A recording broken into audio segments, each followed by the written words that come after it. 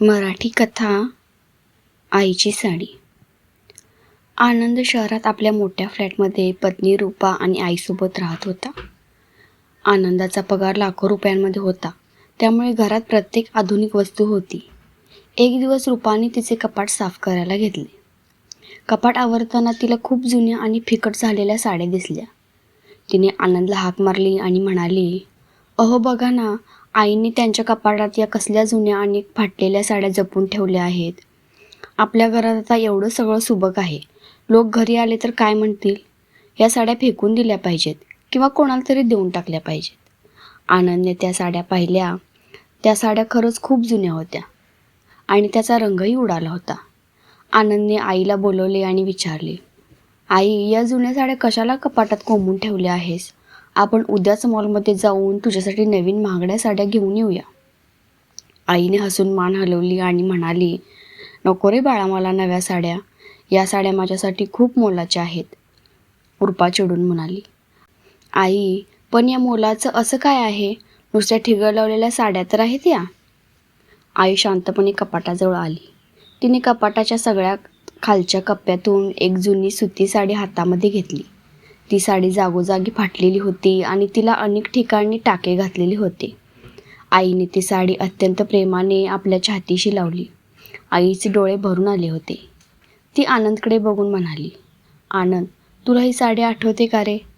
आनंदने विचार केला, पण त्याला काही आठवले नाही. आई सांगू लागली, "बाळा, जेव्हा तू लहान होतास आणि तुझा पाय फ्रॅक्चर झाला होता, तेव्हा डॉक्टरांनी खूप मोठा खर्च सांगितला होता. तुझ्या बाबांचा पगार कमी होता. घरात औषधालाही पैसे नव्हते. तेव्हा मी माझ्या सगळ्यात आवडती आणि महागडी साडी एका दुकानात गहाण ठेवून तुझ्या उपचारासाठी पैसे आणले होते." आईने दुसरी एक साडी उचलली आणि म्हणाली, "आणि ही बघ, ही दुसरी साडी. जेव्हा तू शहरात मोठ्या कॉलेजमध्ये ॲडमिशन घेणार होतास, तेव्हा तुझ्याकडे फी भरायला पैसे नव्हते. तुझ्या बाबांनी त्यांचे घड्याळ आणि मी माझ्या उरलेल्या 2 चांगल्या साड्या विकून तुझी फी भरली. त्यानंतर कित्येक वर्ष मी याच फाटलेल्या आणि जुन्या साड्यांना ठिगळ लावून नेसली, पण तुझ्या शिक्षणात कधीही खंड पडू दिला नाही."